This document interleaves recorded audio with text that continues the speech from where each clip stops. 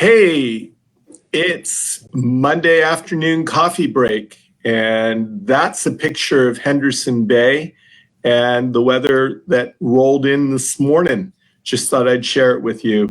And here I am, and here's Dr. Michael Stone joining you for a quick afternoon coffee, tea, whatever beverage you like best, and a discussion of kind of what's going on in infectious diseases these days. Yeah, before that, I guess we get to wish everybody happy day one post Mother's Day. You know, all of us have one, a mother, and hopefully you were able to send best wishes to your mother if she's still with us, or remember the good things if she's not. So happy Mother's Day, everybody. Yeah, absolutely. I was lucky enough to get to travel last weekend, the weekend before, and see my mom in Northern Virginia. I heard airports were kind of crowded up here in Seattle this weekend. Well, you know, everybody's getting a little more comfortable. You know, we're approaching 50% of the adult population being vaccinated, and you know, spring and pandemic life is beginning to cause people to vibrate. So that's when we start thinking about other things like, what are the infectious disease? You know, we this weekend on call, we had a person who waited for 3 days to call to find out whether she needed to be seen with fevers of 100, 304 in her 70s, who was COVID negative, and she wanted to know whether she needed to worry about anything. So suddenly, when you strip back the worry of the last year and a half of COVID, we all have to remember our resistance and resilience to common infections. And what's the terrain that all those bacteria and unknown infections are causing. And so that's an important conversation. And I think we are seeing some delay in treatment or evaluation in our patients. What do you see? Well, I think you're absolutely right. I think, you know, a gift of COVID is we're never going to look at infectious disease the same way, neither as patients, nor as practitioners, nor as members of the community. But, you know, clearly there's been delay in people getting worked up and evaluated for diseases. There are increasing numbers of reports of delayed diagnosis for various cancers. But you're absolutely right. You know, our attitudes about a group of diseases lead us to decide whether they're important or not. Brings to mind not necessarily just COVID, but the rising incidence over the last decade or so of rheumatic fever again. And it was thought that rheumatic fever was pretty much beaten if you adequately treat strep throat. But we have a whole generation of young people who don't take strep throat very seriously, partly because it looks like strep pharyngitis, streptococcus may not be quite as virulent in terms of the physical presentation, in terms of sore throat and you know, fever and swollen glands. So people tough it out a little bit more at home. And then number two, because of the reluctance to treat with antibiotics and people kind of learning the lesson that if they go in with a sore throat, nothing happens anyway. And number three, you know, just not knowing other children or other people's children who had rheumatic fever. We're seeing a generation of parents not aware of the risks and an increasing incidence of rheumatic fever again. That's exactly true. And you know, some of our move toward quiescence is, you know, the rapid strep tests are notoriously missing a certain percentage of the strep pharyngitis. Is that right? Right. And so we do a quick swab and we say, okay, it's negative, but it's the old triad that, those of us with gray hair learned, right? It's fever greater than 102, tender lymphadenopathy, and exudative pharyngitis. And that's where we intervened. Now also being mindful, of course, of Haemophilus, which usually doesn't cause as high a fever, right? Right. And I guess we need to even toss into that gonococcal as a rare presentation. Right, depending on your age group, right? I was Right. thinking kids, and hopefully I'm not thinking gonococcal in kids. Right. Yeah. With the number of children with adverse childhood events in their life, though, I suppose we need to unfortunately think about that. But yeah, I mean, the presentations are there and we look at them differently. And you're exactly right. I read a quote a few weeks back by Francis Collins, who said, hey, this is surprising, but viruses cause post-viral syndromes. And this isn't something that we really recognize. And I heard that statement and I kind of went, wait a minute. We have viral cardiomyopathies, which we've always acknowledged. We have post-herpetic neuralgias. I mean, those are things that even my traditional colleagues wouldn't fight with us about. Maybe if I said there was reactivation of the Epstein-Barr virus and the chronic fatigue virus, people would argue about it. But we do have models for recurrent diseases. No, that's exactly true. And who wouldn't argue is our ICU colleagues, who see reactivation of viral infections in extremely stressed individuals in the ICU all the time. Right. And so, this great virome that we have, we have our microbiome, but the virome and of all the viruses is about 500 times more prevalent, bacteria 500 times more prevalent on us.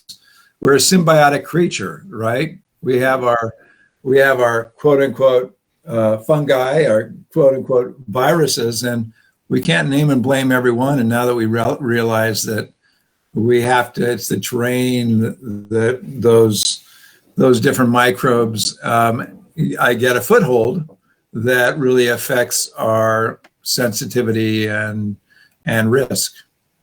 Yeah, well, it's sort of the changing world, even for something like Helicobacter pylori. Yeah. Go back to when we were in med school and peptic ulcer disease was too much stomach acid or some other direct insult, whether it was alcohol or non-steroidal or something of that sort. And then suddenly Marshall demonstrating that there's a bacteria that's present, and if you get infected with the bacteria, that you suddenly develop ulcer disease. And now people beginning to wonder if, Helicobacter pylori is kind of an opportunistic pathogen in the setting of, as you said, the changing terrain in the stomach leading to that. It wasn't it primarily, something else happened which changed the terrain, and that maybe, Helicobacter by itself is not completely a bad thing. Yeah, isn't that the truth? And so we've come out of a century of naming and blaming. It's the wonderful appreciation for all the life that is in a single drop of pond water, and then then they looked more and more frightening, and then more and more frightening, and then we had to conquer, didn't we? Our naturopathic colleagues and the traditional Chinese medicine Ayurvedic colleagues understood a balance when we were walking around with the sledgehammer, but we're slowly coming into balance in medicine. But at the same time, recognizing that there is a time in which intervention, when the terrain is challenged and the person is physiologically descending out of health, it is best to recognize it and intervene with not just an intervention that may be an antibiotic, antiviral, but also supporting that terrain to bring balance while you're treating, right? Well, one of the places where I've really had a change kind of in that philosophy was the potential pathogens in the microbiome on the cultured results that we get when we do a complete stool analysis. And, the way I kind of look at it, we have our good neighbors, we have our average neighbor, we have our bad neighbors, and in small amounts, the bad neighbors add a little bit of spice to the neighborhood. 3 fraternity boys living down the street may not be completely bad, but if the fraternity gets thrown off campus and there are now 50 fraternity boys living down the street, you've got yourself a problem.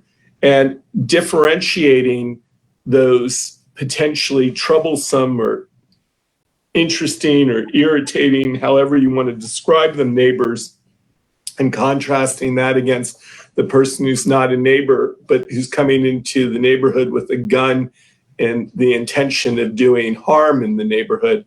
For years when I first practiced, and I would see like Klebsiella pneumoniae or Enterobacter coakii or Klebsiella, I said Klebsiella, or Citrobacter fruendi, or any of those, I was always tempted to go after them with a traditional antibiotic. Mm-hmm. But having been privy to a data set that a kind of big data science guy did, where he did he basically did a comprehensive digestive and stool analysis with doctors' data lab every 3 days for a year. Wow. That's a lot of poop. That is a lot of poop. And that's a lot of money to spend. But he had the resources to do it. And it kind of points out, he saw in the broader panel of everything that he did, he was able to see changes in his microbiome that were associated with other changes that predicted a decline in his health. And he saw patterns that came early. But one of the interesting things was during a period of relatively good and stable health, these gram-negative bacteria that we think about as potential pathogens kind of came and went. The 2 pluses and the 3 pluses went back to being a 1 plus or whatever. The numbers rose up, they went down, they changed a little bit. And it probably had a lot to do with, as you say, the terrain.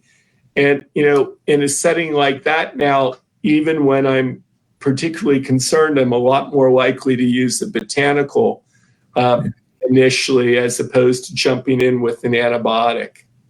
Yeah, boy, I absolutely concur with that. What we've learned over the last few decades with the tools that sharpen our lenses, so we see more. Once you see more, you have to ask, really, is that really out of balance, or am I just seeing more so I think it's out of balance? It's kind of like the classic issue when MRIs came in and identified white bodies when we looked at MRIs of the brain. It's much the same way when we're able to look with so much more detail at the stool, and even our metabolomics, right? Right. Well, when they first started doing portable Holter monitors, so, originally we monitored people with just an EKG here and there, and then they put monitors in the ICU settings, and then they put Holter monitors on medical students, calling them normal. And I would challenge that diagnosis, but assuming that a medical student is normal, we certainly weren't treated like we were normal. There's a joke, which I'm not going to repeat in this setting, but it has something to do with the difference between a medical student and never mind. But the point being that our attendings, when it was favorable to them, called us normal. And when they did these studies, they were surprised to find out that people with theoretically healthy young hearts had lots of irregular heartbeats as a baseline, and that these PVCs maybe weren't as bad as we thought they were. So it depends on how deep you look. And, you took it to just talking about the metabolome. And the interesting thing is, when we were in med school, A led to Z, and it was a linear line, and we knew A and we knew Z. And during the last 25 or 30 years, things have happened. And, that was one black box, right? There was a black box between A and Z. And what's happened now is suddenly we had a J or an M, and suddenly there's three black boxes. And then the sideways chains, J1, J2, J3, and, all the side pieces coming off. And we have so many more black boxes. So you're right. Like, what is it that we're chasing? But that said, I think that one of the things that we do well in functional medicine and personalized lifestyle medicine is to actually test. Yeah. We don't just look at changing up a little bit from infectious disease, but I'll come back to it. We don't just look at a perimenopausal woman or a menopausal woman and give her a dose of hormones that will paste the levels to the ceiling, basically. We give a level that addresses symptoms, and then we measure to see if we're there and where we are and how we change things and what the downstream metabolites are of what we do. Yeah, downstream, upstream, it's I think that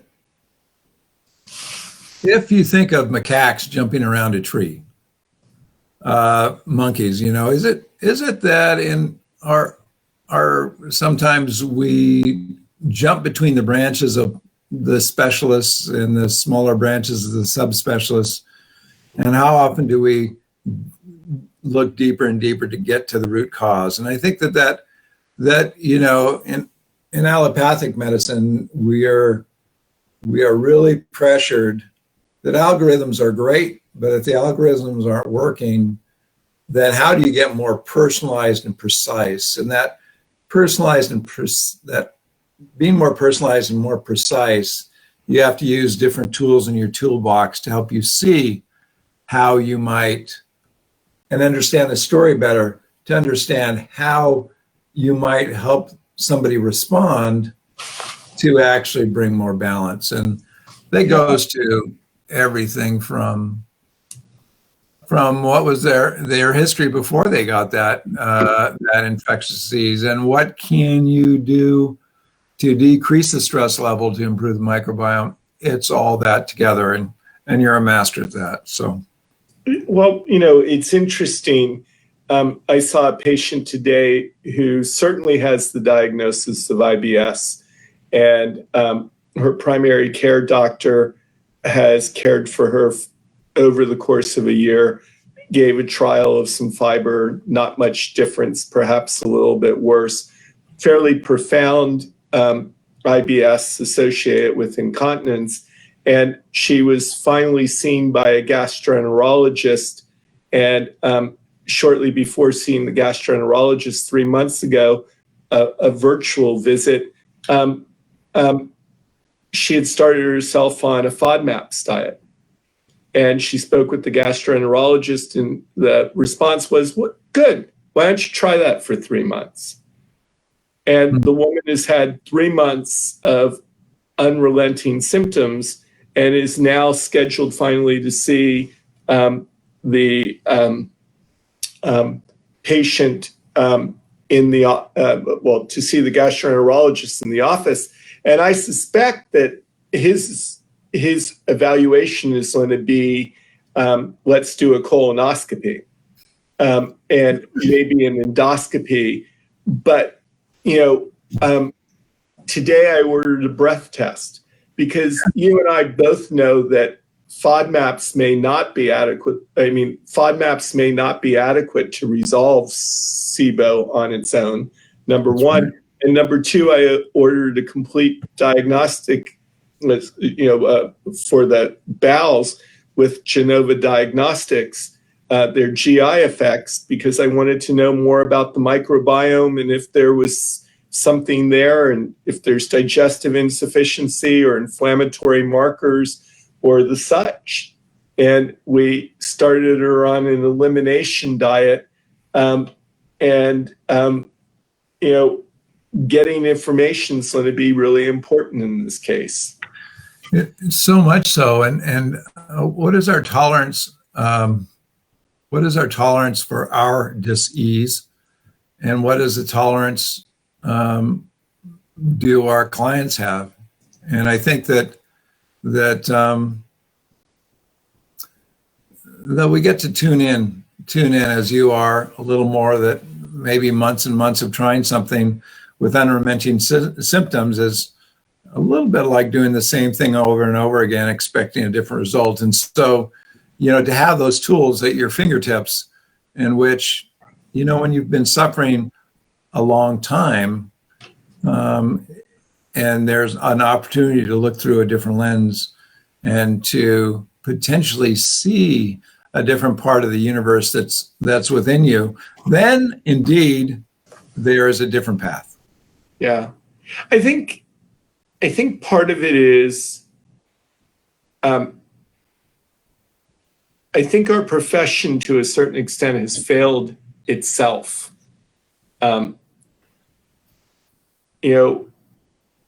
Somewhere along the way, we should have pushed back against the insurance companies dictating how medicine was practiced, or politicians or corporations or whatever. We should have insisted upon a different conversation, and we didn't. And we're clearly at fault for not doing that. And the consequence of it is that I think we've created a world where there's a lot of dissatisfaction on doctors' parts. And a big part of that dissatisfaction is the kind of dystonia between knowing what you should do and being able to do it. And, and at a certain point going, if no one wants me to do it and no one wants to pay me for doing it, and I'm just not going to do it. But, I've always, through the years, looked at things and, it's Friday afternoon and you look at a message that comes in and you look at it and the biopsy result is normal. And, you have a tendency to say to yourself, well, I don't have to get working on that diagnosis. I can wait until Monday. Well, yeah, we could, because there's not a cancer or something to treat, but there is a human being on the other end of that who's going to be waiting on Friday night, Saturday night, and Sunday night to know that their biopsy was negative, and they're probably having the worst possible dreams about what's going on. Yeah, what is our tolerance for suffering? Yeah. Whether we are clinicians or whether we're citizens or whether we are humans, right? Yeah. Well, I think part of the mistake that we've made, and this is, the work that you and I and Metagenics and, Eric Lundquist down at the PLMC and Aliso Viejo, and all of our partners in this, and there are too many to name right now, right at the second, but, it's looking at defining health by function so that maybe we can divorce well care from disease care and have two models. We've proven that we can't deliver well care in the acute care disease model. And maybe if we separate the two, that work that Mark Hyman did with Daniel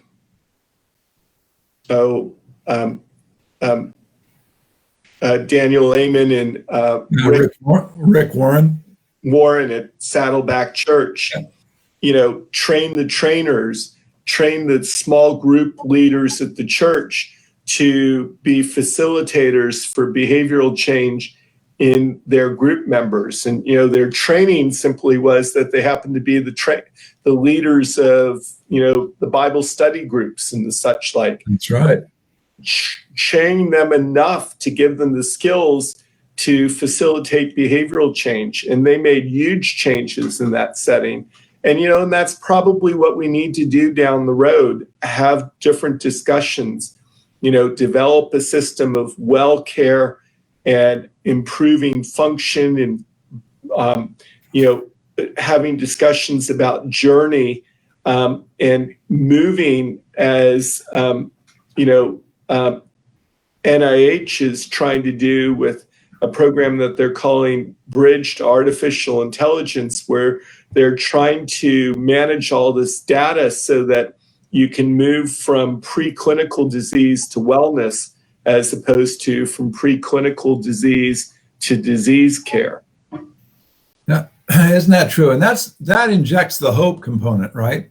It also recognizes that every human that breathes and is on Earth versus humans that breathe and aren't on Earth, I suppose, we're all with ourselves 168 hours a week.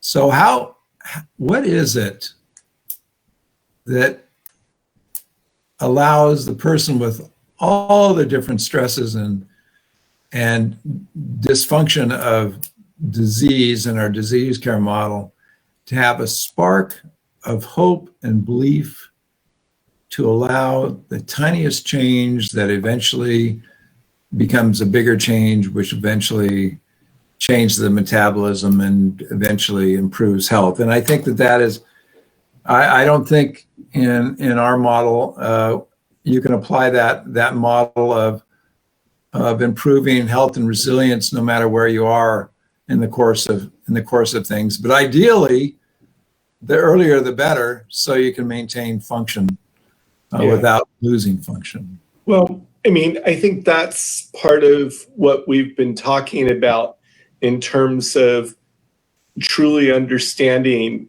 what it is that we want, what's important, meaningful, and valuable to us, figuring out what's kind of our personal touch point. We live in an egoistic world. We live in a world where we see each other as separate. And Einstein talked about that we're actually living in a world where we're all interconnected. But when we start seeing that community and we start seeing ourselves not as separate, we start moving towards recognizing that there's some spark of creation within us. And that spark can kind of transcend the ego, so we end up in a soulful place. And from that soulful place, I really truly believe, and I think you do as well, Michael, because we talked about this a lot, and it's one of the goals for the work we're doing with the Consilience Partnership. But it's this concept of unity through wisdom. It's this concept of understanding ourselves, living in a different place, initiating our wellness journey from knowing where we start, and then recognizing as we make this wellness journey that this spark is within others. and how that affects our community, what we owe ourselves and what we owe others, and taking each step further along the way. Yeah, that's coming out of this pandemic era, however slowly or quickly, if we can reflect back on the challenges that we've had individually and in our families, the successes, and then we know the things we don't want to do.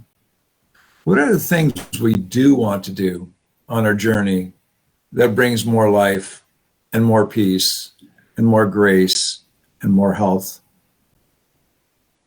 And if we can just flip the switch out of victim to explorer and adventure, even if we are in a small place, that it may be the exploration of words of the past or exploration of thoughts and dreams of the future, then we've shifted things a bit.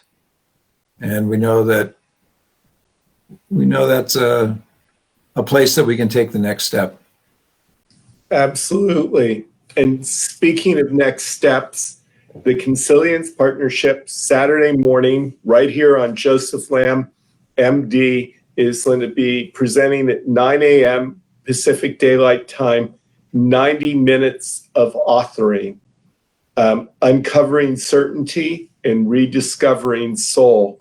You're going to be hearing about the kind of work we're going to be doing at Harmony Hill in June, at Feathered Pipe in July, and there are going to be some really neat announcements about both the Harmony Hill experience and the Feathered Pipe experience on Saturday morning. And it's going to be that sort of an announcement, which some of it's going to be first come, first serve. So you may want to be there to hear it on Saturday morning. So I hope you'll join us. We'll be back next Monday for another Monday afternoon coffee. And in the meantime, we wish you well. You will. Thanks, Joe.